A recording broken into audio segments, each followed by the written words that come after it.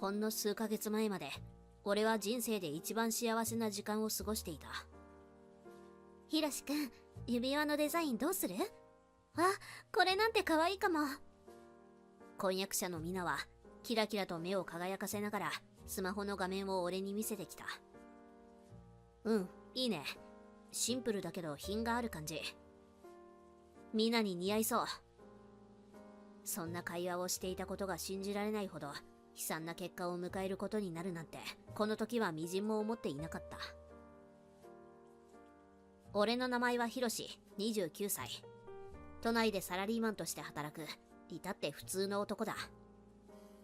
今までの人生、特にこれといって大変なことだったり、ドラマみたいなことが起こったことはなかったが、ここ最近一番と言っていいほど大きな出来事があった。それは、彼女のミナにプロポーズをし、OK をもらったことだ。だから、俺たちは現在婚約中だ。俺とミナの出会いは本当に偶然だった。というか、ちょっと特殊だと言えるかもしれない。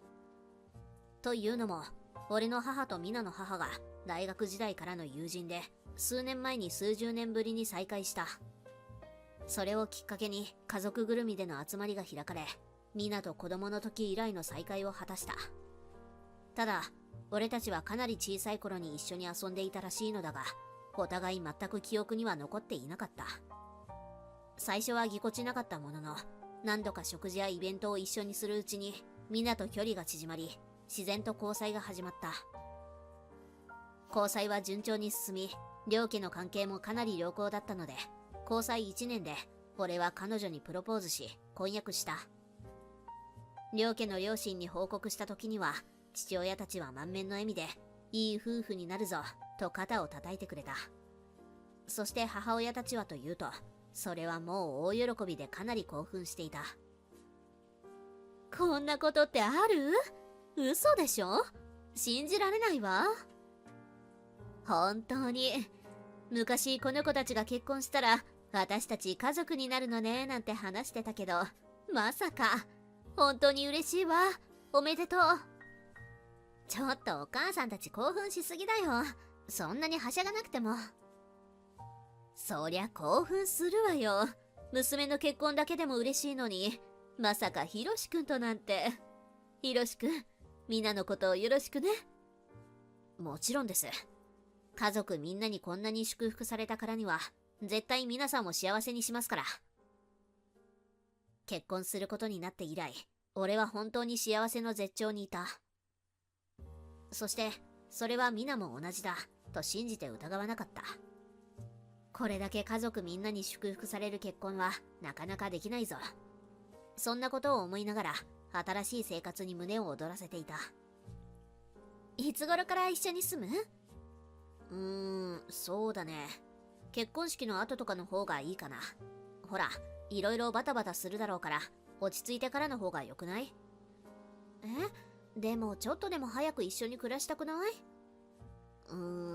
それはそうだけど、この先もずっと一緒なわけだから焦らなくてよくない？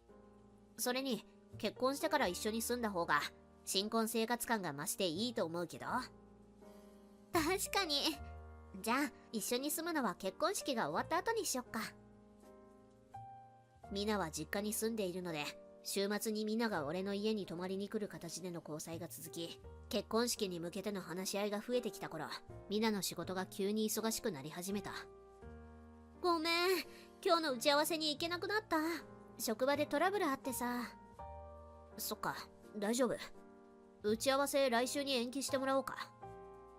ひろしくんが一人で進めといてくれてもいいし、来週に延期でもどっちでもいいよ。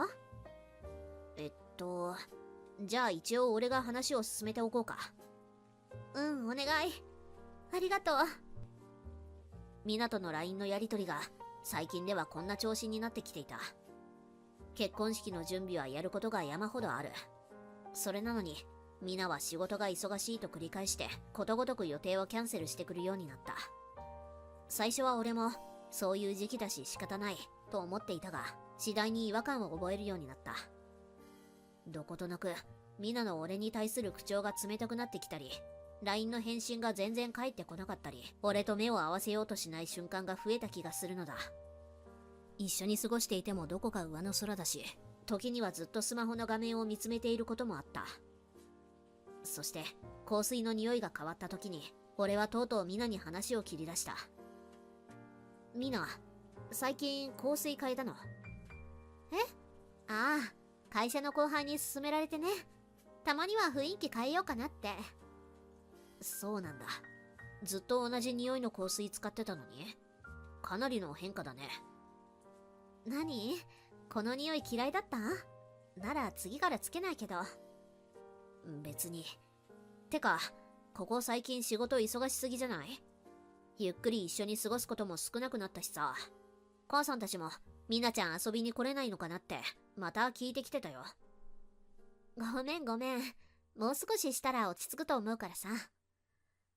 謝る必要はないけど、でも結婚式の打ち合わせもここ最近俺ばっかだし、久しぶりに参加したと思ったら上の空だし。仕事で疲れてるから仕方ないでしょ。何？仕事辞めろって言うの？ここまで頑張ってきたのに？別にそんなことは言ってないだろ。これが世間一般的に言うマリッジブルーってやつなのかとも思ったが、彼女のこの態度に俺は変な胸騒ぎのような、胸の奥に小さなトゲが刺さったような感じがして、それがどうしても気になった。何かがおかしい。そう思い始めるとそう見えてきてしまう。でも信じたかった。信じていたかった。俺たちは家族ぐるみでつながっていたから、こんな幸せな関係を自分から壊したくなかった。だが現実から目を背けることはできない。それからもミナの怪しい行動は続いた。俺の家に泊まりに来て、一緒に過ごしている時でさえ彼女のスマホの通知音がひっきりなしになっていたり、夜中にこそこそ洗面所で誰かと電話をしてたり、挙句の果てには夜中にこっそり着替えて出かけていく気配さえあった。30分ほどで帰ってきたミナに声をかけた時、俺は決定的な違和感を覚えた。どこ行ってたの？うわ、起きてたの？どこに行ってたのって聞いたんだけど。コンビニ、ちょっと生理になっちゃったから買いに行ってた。そっか。この前も生理だったよね。ほら、最近忙しいから生理不順っていうか、そんな感じだと思う。そっか。買ってきた生理用品は？ああ、一つだけ買ってコンビニでつけてきた。てかもう寝よう。遅いしさ、ね。この時のミナは明らかに動揺していた。多分、普段の俺は一度寝たら絶対に起きないので、夜中に抜け出しても俺にバレないと思っていたのだろう。この時のミナの焦った表情としどろもどろな反応で、俺はとうとう真実を確かめるべきだと決意した。俺は自分のスケジュールを整理し、空いている時間を利用して彼女の行動を追い始めた。最初の数日は何の手がかりもつかめなかった。会社からまっすぐ帰る日もあれば、同僚らしき人物と数人で飲みに行く様子もあった。素人に探偵の真似事なんてやっぱ無理か。そう思ったりもしたが、俺は一応1週間は尾行を続けてみることにした。すると金曜日の夜に俺の視界に信じられない光景が飛び込んできた。なんと目の前に男と笑いながら腕を組んで歩くミナの姿が飛び込んできたのだ。しかもその男はただの友人にしては距離が近すぎた。肩を抱くようにして歩き、耳元で何かをささやく。ミナはそれにくすぐったそうに笑っていた。その姿を見て、俺の胸の中で何かがブチッと音を立てて切れた。俺は二人の後を追った。尾行の経験なんてなかったが、夢中で足を動かしていた。もちろんその道中も何度か動画を回し、証拠として使えるものを残そうと頑張った。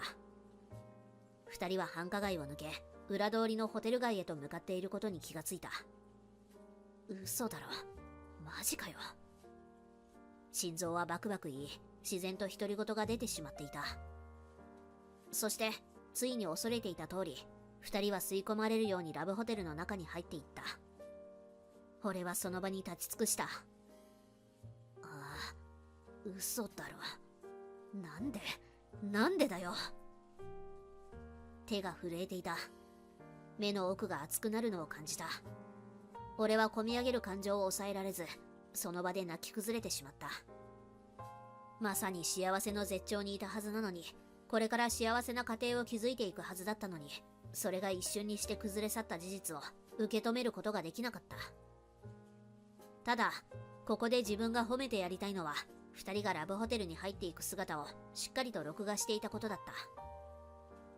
ショックのあまり震えながら動画を確認すると、きっちり二人の顔がわかる形で録画できていた。傍から見たら、男が一人でラブホの前でスマホを見つめながら号泣する姿は、かなりカオスだっただろう。俺はふと我に返って、急いで家に帰った。そして勢いのまま、俺は更新所にミナの浮気調査を依頼して、より詳しく調べてもらった。相手の素性を知りたかったのだ。尾行まではできても、相手の素性を自分で調べ上げる自信がなかったのだ。それに、もう結婚式を挙げることはないから、それ用に貯めていたお金が十分にある。それを使わない手はないと思ったのだ。そして数週間後、結果が出ました。お相手の男性は亮太という名前で、と連絡が入った。報告書には信じられないような内容が並んでいた。亮太は妻子ある男性で、なんとミナの元彼だという。さらに衝撃だったのは、ミナさんと婚約される以前から、この亮たちとの関係が継続していた形跡がございます。と報告があったことだ。なんと、俺と付き合い始めたタイミングと完全に時期が被っていたのだ。どうやら元彼のことが忘れられず、妻子ある身と知りながら関係を継続し、俺と交際することで隠れ蓑にしていたようだった。あわよくば、俺との結婚生活も手に入れつつ、忘れられない元彼との成就も今後も続けていきたい、という魂胆なのだろう。ふざけんなよ。どれだけ人をバカにしてるんだ。俺は怒りのあまり体が震えているのを感じた。こんな感情は生まれて初めてだった。俺はただのキープだったのか。保険？婚約者ってなんだ。一緒に人生を歩もうって笑ってたじゃないか。怒りと失望で心がぐちゃぐちゃだった。ただ、次の瞬間、俺の中に新たな感情が芽生えた。絶対に許さない。ミナのことを心の底から信じていたからこそ、彼女の裏切りが許せなかった。そして、それは俺だけじゃない。両親、親戚、友人、みんなを騙していたんだ。そう思ったら、俺の中で復讐の炎が心の奥で燃え上がった。罠にかけてやる。とことん、落としてやる。この瞬間から、俺の復讐劇が始まった。準備は入念に行った。まずは、亮太が既婚者であることを生かした証拠集め、更新所が提供してくれた報告書を PDF 化し、いつでも送信できるようクラウドに保管。ミナのスマホのパターンロックも寝ている隙に解除し、LINE やメールのスクショを多数保存した。どれも明確な不定の証拠だった。そして次に罠を仕掛けた。ミナが以前、ヒロシの家の方が落ち着くし、ラブホより安全と言っていたのを思い出した。ミナは実家暮らしで彼女の家には奴を呼べないし、彼も既婚者で家は無理。となると、二人が会うのはどうしてもラブホだ。ただ、ラブホ嫌いなミナからすると、できれば家の中を好むだろう。そう考えていくと、以前俺が出張から帰ってきた時に感じていた違和感のことを思い出した。もしミナが俺の家に亮太を連れ込んでいたとしたら、と考えると辻褄が合う。さすがに気持ち悪くなって吐いてしまったが、俺はこれを利用することにしたのだ。俺は出張が入ったとミナに嘘をついた。今週末、土日とも出張なんだよね。帰ってくるのは月曜の夜かな。え、そうなんだ。出張行くの久しぶりじゃない？確かにそうかも。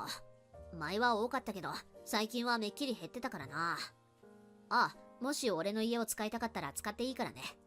久しぶりに一人でゆっくり過ごすのもありなんじゃない？え、本当に？ありがとう。じゃあ考えておこうかな。合鍵あるよね。好きに使って。ミナの目が一瞬だけ泳いだのを俺は見逃せなかった。引っかかったな。その日、俺は事前に仕込んでおいた室内カメラの録画をオンにして外出したふりをして近くのビジネスホテルに身を潜めた。そしてその土曜日、スマホに通知が届いた。カメラが動きを感知しました。俺は即座にスマホで確認した。リビングに入ってくる見覚えのある2人の姿がそこにあった。なんか久しぶりだよね、この家で会うの。このスリルはさすがにヤバすぎるよな。てか、お前彼と婚約したんだろ？マジでヤバいよな。その男の家で俺と密会するとか。だって仕方なくない？本当に好きなのは亮太だけど、全然奥さんと離婚してくれないんだもん。だから彼とこのまま結婚もするし、あなたともこの関係を続けるんだから。お前マジでヤバいって。でもそれ最高だわ。そう言って男はミナを引き寄せて抱きしめた。ちょうどミナの表情が見えるが、幸せそうに目を閉じている。その表情を見て俺は吐き気を覚えた。しかしそれと同時に俺の顔には笑みが浮かんでいた。じゃあ始めてもらおうか。俺はスマホをポケットに突っ込み、静かに自宅へと向かった。ドアを開けたのは合鍵だった。部屋の中には甘ったるい香水と酒の匂い、そしてソファーに絡み合う2人の姿を見た瞬間、俺は大声を張り上げた。お楽しみ中のところ失礼します。何？ヒロシ？なんで？ミナは血の気が引いたように顔を真っ青にしてソファーから跳ねるように立ち上がった。亮太も半裸のまま言葉を失って俺の方を呆然と見つめていた。なんで？出張なはずでしょ？なんでここにいるのよ？出張？ああ、嘘だよ。カメラも録音も全部設置済みだから。俺はスマホを掲げた。映し出されるのは先ほどまでの会話と行動の記録で、それを見たミナは瞬時に状況を把握したのか、すぐに目に涙を浮かべ始めた。ヒロシ、ごめんなさい。違うの。これはちゃんと説明させて。ね、お願い。違わねえよ。さっきちゃんと自分たちでこの関係のこと説明してくれてたじゃん。本当に好きなのは亮太だと思う。あれ録音されてるよ。お前の本音が聞けてよかったわ。違うの。あれは本音なんかじゃないの。本当に好きなのはヒロシ君だよ。でもほら、マリッジブルーっていうか、ちょっとした気の迷いっていうか、結婚する前の思い出に的なやつで。へえ、最後の思い出にって婚約者の家に男連れ込んでやるんだ。相当変態なの。ああ、でも彼の素性もお前らの関係も全部知ってるからね。マリッジブルーでって言い訳も、お前らの関係が俺と付き合う時にはすでに始まってたとなると通じないんじゃない？俺の素性？ちょっと待って。俺の素性も分かってるってどういうこと？そのままの意味だけど、お前の職場も家も家族への連絡先も全部分かってるよ。子供もいるよね。あんな可愛い子がいてよく浮気なんてできるな。ほんと頭おかしいんじゃない？俺のこの言葉を聞いて亮太の顔色が一気に変わり、震える声で俺に懇願してきた。お願いです。どうかこのことは内密にしていただけないでしょうか。お金なら払います。本当にすいません。でもどうか職場と家族にだけはお願いします。いや無理だろ。こんなことされて俺に黙って泣き寝入りしろって言うわけ？そんな世の中甘くはないでしょ。何でもします。お金も払います。だからお願いです。どうか職場と家族にだけは言わないでください。お願いします。何でもしますから。何でもするか。へえ、だったらやれよ。今ここで。聞こえなかった。さっさとやれよ。俺の家でお前の愛人とカメラにちゃんと収めるから。そもそも今日はやりに来たんだろ。それが目的だろ。じゃあさっさと始めちゃって。ミナと亮太の顔が凍りついた。最低。なんでそんなこと言うの？信じられない。最低？お前らにだけは言われたくねえよ。俺の人生踏みにじって家族も友達も巻き込んで全部嘘で塗り固めて。誰がどう見てもお前の方が最低じゃねえか。違うか？それは、でもそこまで言わなくてもいいでしょ。亮太もこんなに謝ってるんだし。俺に何か言いかけていたミナの口を塞ぐように亮太がミナにキスをした。彼の職場と家族に知られたくないという思いは相当だったようで、そのままミナの服を脱がせ始めた。さすがにミナが泣きながら抵抗すると途中でやめたが、彼の本音を垣間見れたような気がして、俺もそこでずっと回していた撮影を止めた。おお、頑張ったね。最後までじゃなくてもこのシーンがあれば誰がどう見てもお前らの関係がわかるからいっか。これで誰にも言わないでもらえますか？その約束でしたよね。約束？そんなのしたっけ？おい、それは卑怯だろ。お前がやれって言うからやったのに。まあでもお前の本心を見れたのは良かったよ。お前は相当今の自分の生活を壊したくないんだな。このまま行くと間違いなくミナは全てを失うけど、自分は何も失いたくないって、それはさすがに都合が良すぎるんじゃないのか。俺たちの関係を壊しておいて母親たちがどんなに悲しむか。俺は話しながら急に心の奥がぎゅっと苦しくなるような感覚に襲われ、一瞬倒れそうになった。なんとか正気を保ちながらミナの方を見つめた。ミナ、俺は本当にお前のことが好きだったよ。あんなに家族に祝福されて一緒になれる人はお前以外いないって本気で思ってた。でももう終わりだ。さよなら。ヒロシ、待って、行かないで。お願い、話を聞いて。俺は自分の部屋であるにもかかわらず二人を残してその場を後にした。背後ではミナが泣き叫びながら俺を引き止めようとしていたが、俺はそんな彼女を振り払って外に出た。俺は嗚咽を漏らして泣きながら歩いた。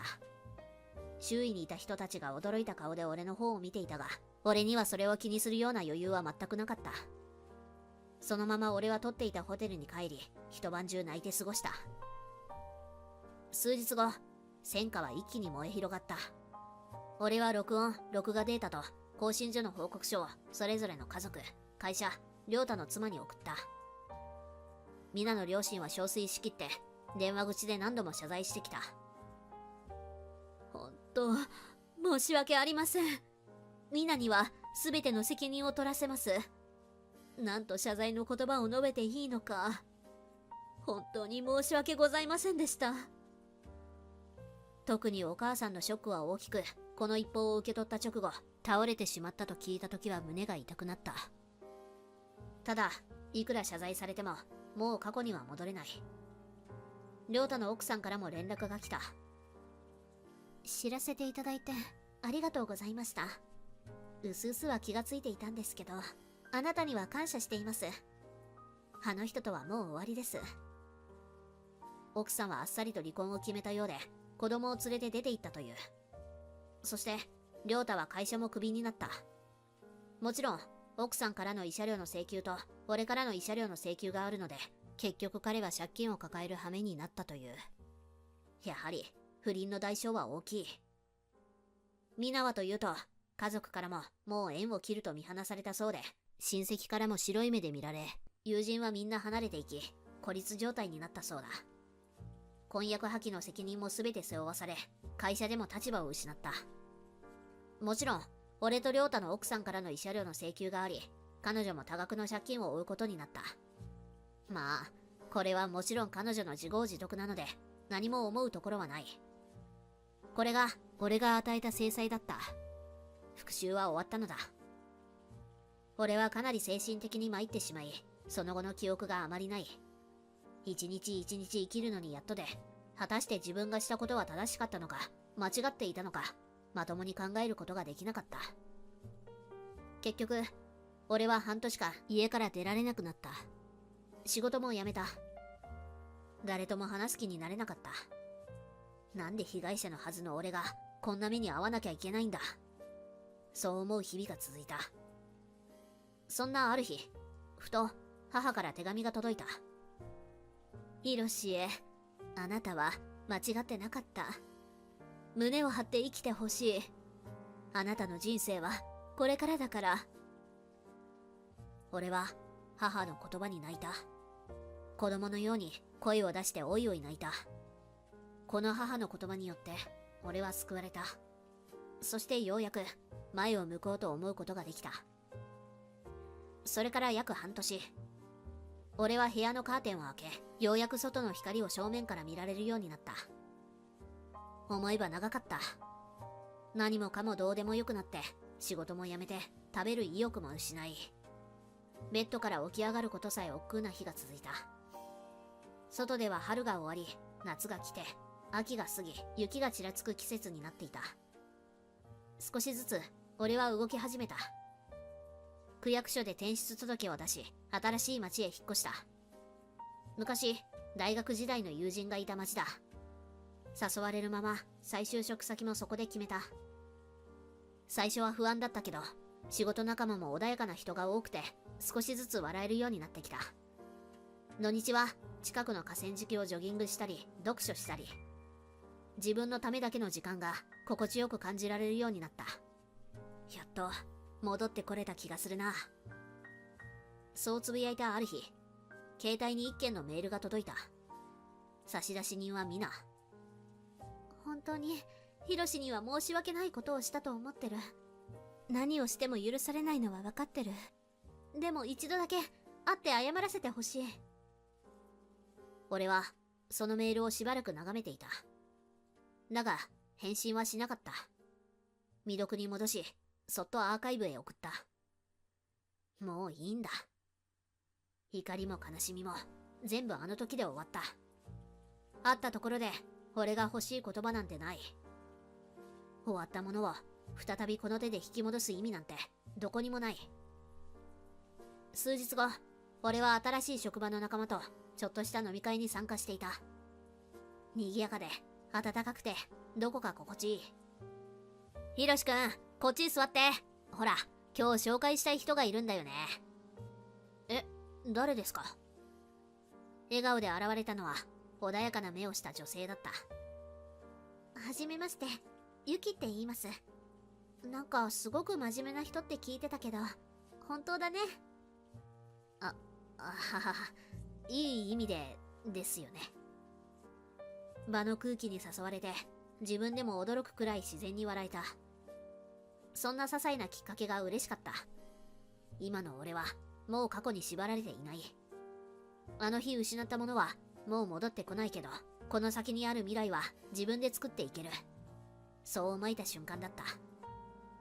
帰り道、ふと夜空を見上げると冬の星がキラキラと輝いていた。俺はスマホを取り出し、母さんに短いメッセージを送った。元気です。ちゃんと生きてます。ありがとう。送信ボタンを押した後、スマホをポケットにしまい込んで歩き出す。どこかでまた傷つくことがあるかもしれない。でも、もう怖くない。だって、俺は俺の人生を生きていくんだから。I was excited to be brought alive for the first time. My wife, who I had been with for many years, had turned into a foolish woman who was addicted to having an affair. I was so excited that I confronted her with evidence and exposed the truth. After that, I gave her a proper punishment when she refused to accept it. My name is Hishi. I am a 33-year-old salaryman. I live with my wife Noriko, 30. I have been married to Noriko for 3 years. Since we started dating, we have always spent peaceful time together. I'm home. Welcome home. Good work, Hiroshi. Noriko greets me with a smile at the entrance where the smell of dinner is wafting. That alone makes my heart feel relieved, no matter how tired I am. Both Noriko and I work, but Noriko comes home earlier than me and prepares a delicious dinner every day and waits for me to come home. That kind of daily life is what makes me happy. We met at a small drinking party organized by a friend from college. We were both shy when it came to love, and even after exchanging contact information, we only exchanged line messages for a few months. But strangely, I had feelings for her. We gradually got closer by going to the movies and museums on weekends, and it took us a year to start dating. After that, it took us another 2 years to get married. People around us said we were taking things too slowly, but this pace was right for us. Noriko worked in accounting. I worked in sales. We were in completely different departments and companies, and it was kind of a rule not to bring work-related topics home. We ate dinner together, watched dramas on Netflix, and when we got sleepy, we'd put our hands together and go to sleep. It was a simple but very comfortable day-to-day life. However, recently, I've been feeling a little worried. What are we going to do about kids? Noriko asked one night. By what, she meant soon. Yes. Everyone around us is having kids, isn't it? Emmy, a colleague of mine, said she had her second child. It's true that once you hit 30, you can't avoid talking about kids. My friends' married couples' social media accounts were filled with photos of their children, and at work, we started talking about daycare centers and extracurricular activities. It's not like we have to rush. But if that doesn't work, maybe we should think about infertility treatment or something like that. Noriko said that and lowered her eyes a little. I knew she didn't mean to pressure me. Still, considering our age and our lifestyles, it wasn't just someone else's problem. Maybe it would be a good idea to go to the hospital for a checkup. I'll go too. Yes. Thank you. We both work and live. Infertility treatment takes time and money. It wasn't a reality yet, but it was a topic that couldn't be avoided. At that time, I was offered a promotion. I was given the title of assistant manager and I would have subordinates. To be honest, I was quite happy because I hadn't expected this. I was the type who didn't stand out at work. My peers had already been promoted, leaving me as the type who worked hard and diligently, so I was worried that I would be left behind, but on the other hand, my workload doubled. Meetings, business trips, complaint handling. I always got home late at night after Noriko had gone to bed, and in the morning I would go to work earlier than her. I feel like I haven't seen her lately. Noriko said this half-jokingly, but it stuck in my mind that she had a somewhat lonely look on her face. Once things calm down, you'll have a proper day off. Yes. I'll wait. I knew she believed those words, but I couldn't actually find time to relax. The busier I get, the more time Noriko has to spend alone. At first I was worried, but she and I both said we'd work hard to achieve that goal, and she started to focus on her work with a positive attitude. Recently, I was put in charge of a project with the department head. Wow, that's amazing. Yes. But there's also pressure. But I have to do my best. Don't push yourself too hard. Even as I said that, I felt relieved that Noriko was focusing on her work, and I felt that my feelings towards her were lighter. She said she'll be coming home late again today. Oh, again? Your wife is pretty busy. When I saw the notification on my smartphone, I couldn't help but complain to my junior. This was the third time this week that Noriko had been working overtime late. Recently, Noriko's home time has suddenly started to get later and later. Previously, she would be home by 7:30 p.m., but now it's normal to be home by 10 p.m. If you ask her why, she'll say that the project is in a difficult situation and the meeting with the manager has been delayed, and the same name always comes up, Manager Ogiki. He's the man Noriko said was strict but reliable. At first, I didn't pay her any attention. But when I got home, Noriko's behavior was clearly strange. I'm home. Oh, welcome back. I took a bath, so please come in. Oh, okay. Thank you. Her hair was a little wet and her perfume smelled different than usual. More than anything, her clothes had become flashier. She was wearing a tight skirt and heels. A low-cut blouse that she hadn't worn before. And without looking me in the eye, she said she was tired from being busy at work and was going to bed, and she went to bed early. It was around this time that I realized something was wrong. In the middle of the night, Noriko was using her smartphone. When she noticed that I had woken up, she hurriedly turned the screen down. What were you looking at? Yes. I was just checking the email that had arrived with the materials for tomorrow's meeting. Are you okay? You seem a bit worried. What? It's nothing. I have to get up early tomorrow, so I'll go to bed. I thought it was clearly a lie. I tried to clear my stomach and look at Noriko's phone. But before I knew it, the password had been set and changed. I wanted to. I didn't want to doubt it. But my thoughts were starting to turn into certainty. I gradually lost my appetite, and I realized that my motivation for work was gradually decreasing. I have to do something. Even though I was worried about it, I couldn't come up with any good ideas. So I decided to ask for help from the internet.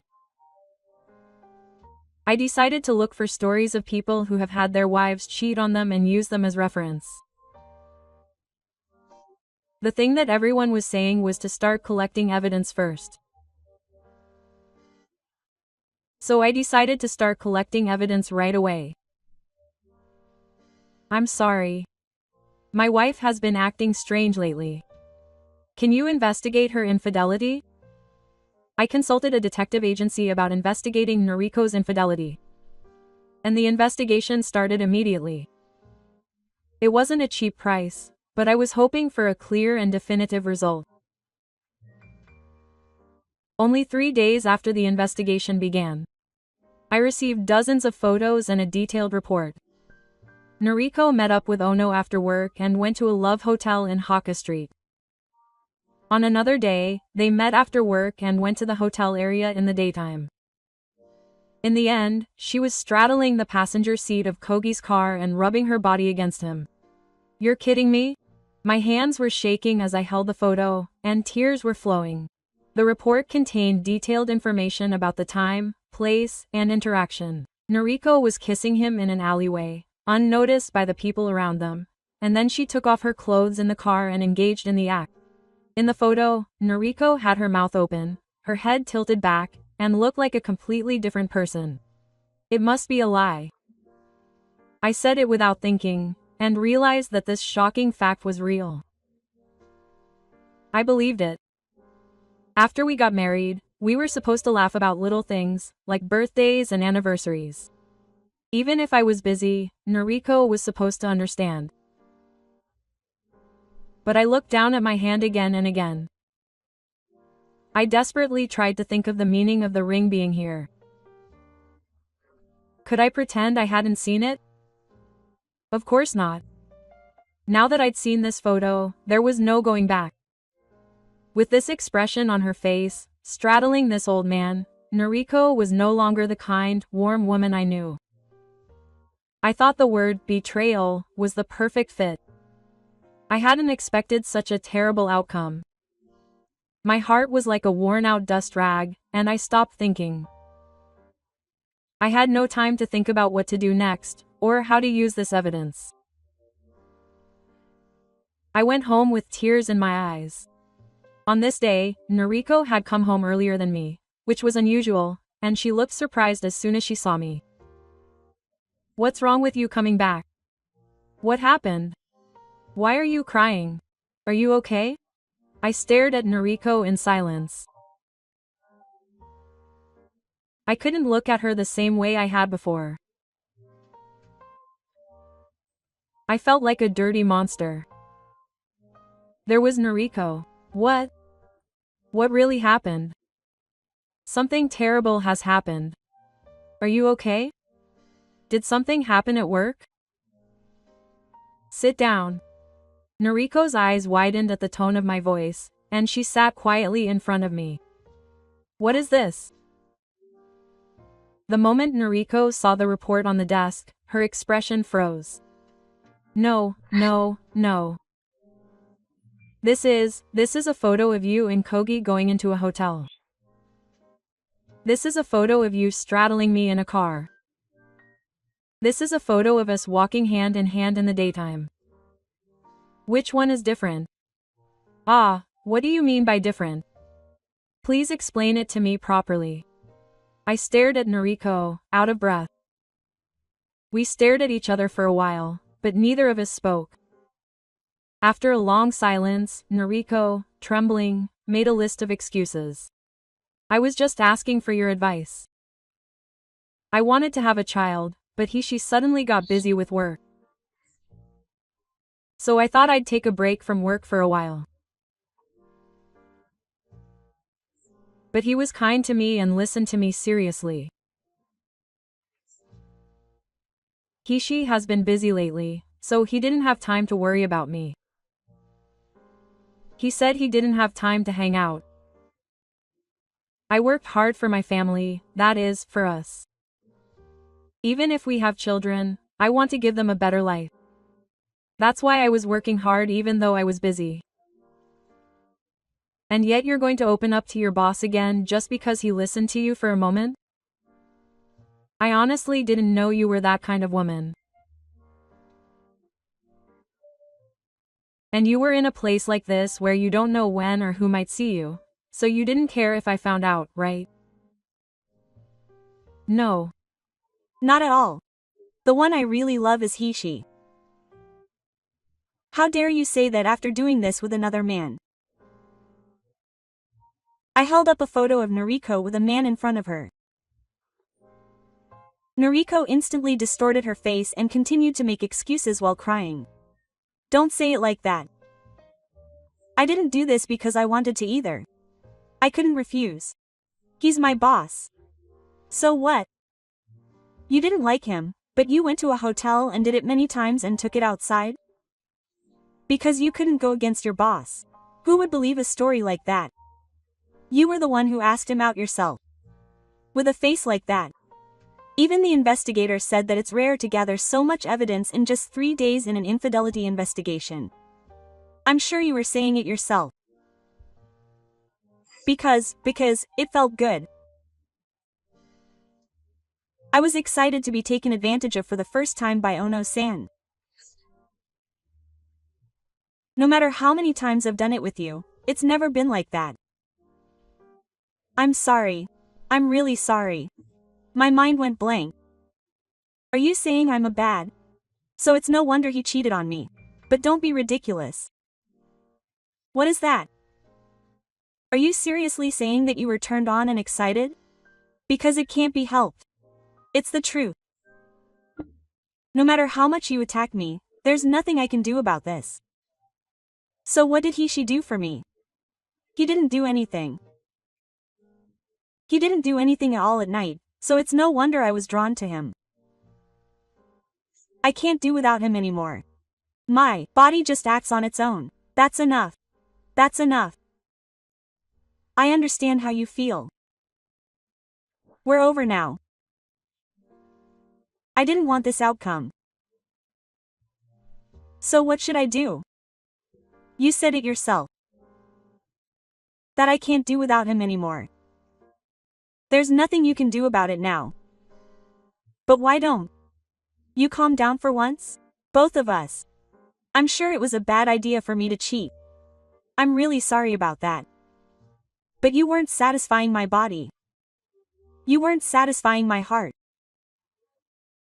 Why don't you think about that for once? Noriko was crying and talking like a woman in love. It's the worst how much I was being watched and how much I was drowning in the hall. I spat out those words and retreated to my bedroom. I didn't feel like saying anything anymore, and I didn't feel like doing anything. Noriko came to apologize several times, but I completely ignored her and just lay on the bed. While Noriko was sleeping again, I called her parents' house to ask for her belongings. Your daughter had an affair. I have evidence. Please come and pick her up.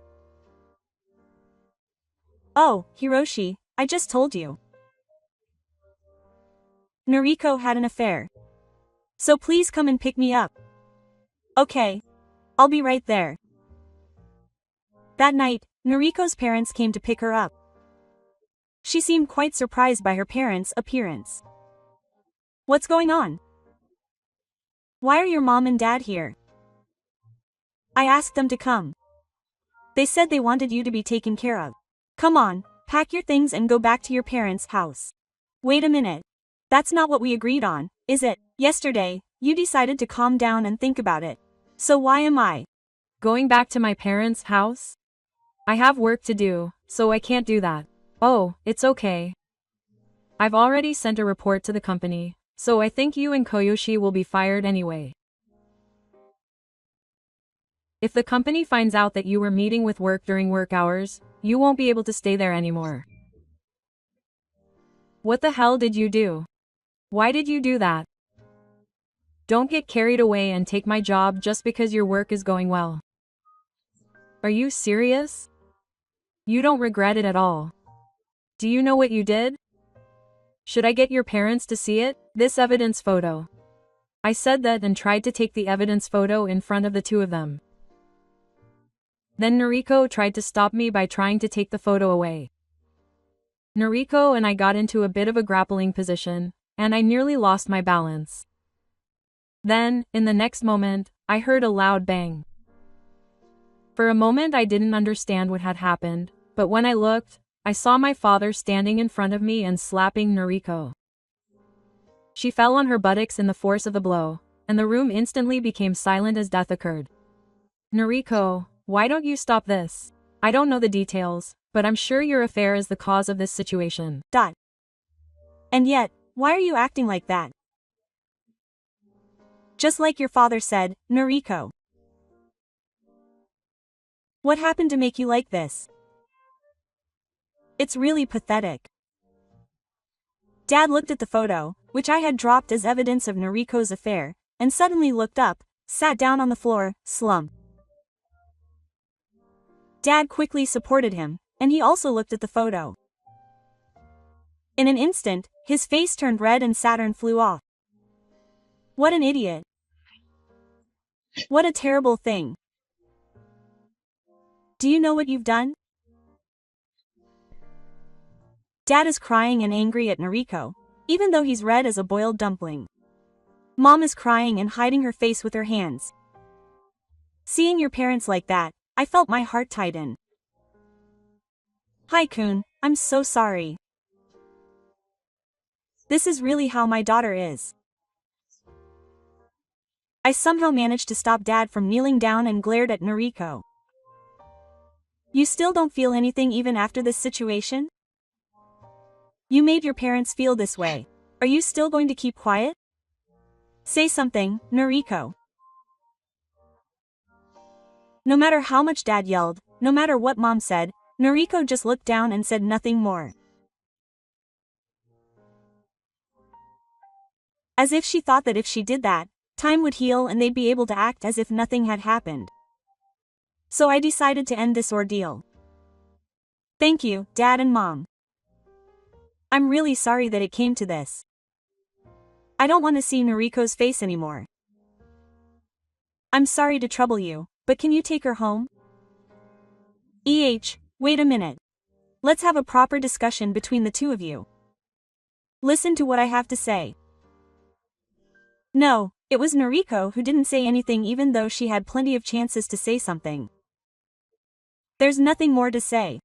There's no apology. So that's enough. We're done. Divorce. I'll definitely ask for compensation from you and Ajino, so be prepared. But, Wait a minute. What's compensation? I'm not going to agree to the divorce. Mom and Dad, I'm sorry to ask you this, but I would appreciate your cooperation with the divorce proceedings. Thank you for your quick work today. When I said that, Dad nodded deeply, then pulled Noriko's arm without a word and took her outside. Noriko desperately cried and said that it was different and that she wanted to start over, but I wasn't moved anymore. Mom quickly packed up Noriko's minimum personal belongings and said I'm really sorry, Hishi-kun, and left. I was angry at myself just now. No, in the first place, I still couldn't believe that Noriko had been having an affair like that, so I just sat there in a daze and spent the night. Honestly, I don't remember much after that. But I wanted to punish them properly, So I sent a report of Kogi and Noriko's affair to their company and asked them to take disciplinary action for violating the company's rules. Both of them completely lost the trust of the company and were effectively fired. I also sent a report to Kogi's wife with a certified letter. After a while, I heard that although they didn't get divorced, Kogi was kicked out of the house and they were living apart. Thanks to her parents, Noriko and I were able to get divorced without any problems, and she paid more than the going rate in alimony. Of course, I also received a lot from Ajino. But I was not satisfied at all. After that, Kaori was abandoned by Ajino and left unemployed at her parents' house. She contacted me many times saying that she wanted to meet me and talk and start over, but I ignored them all. I will never forgive you. I muttered this to myself as I took the blame one by one. I thought I had completely cut off all ties with Noriko. But the reality was not so sweet. Noriko's contact did not stop even while I was away from work.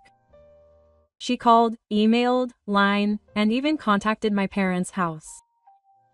Do you want me to listen to you? I was confused at that time too. I want to apologize to you. I will never betray you again, so please meet me one last time. All of those messages were just convenient self-justification. I was not willing to listen to the regrets of a woman who was drowning in her own desires and ruining everything. Or so I thought. But there were still emotions inside me that I had not yet sorted out. Light, sadness, regret, hatred, and a hopeless sense of nothingness. Maybe it would be good to meet her just once. I thought this when the autumn wind became chilly. The meeting place was a cafe in front of the station.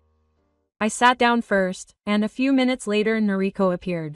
Her face was thinner than before, she was thinner, she had bags under her eyes, she had light makeup, and her clothes were plain.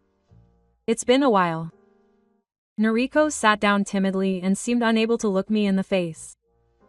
What are you trying to say? I asked her coldly. Noriko held the cup in both hands and began to speak in a weak voice. I'm really sorry. At that time, I didn't know what I was doing, and I knew you were tired from work, but I wanted you to have me. But that doesn't mean you're a student if you sleep with another man. No. Do you understand? Even if I did the worst thing, I think about how much I had every day. Even at home, I can't stand up to my parents, I lost all my work, and Ono abandoned me.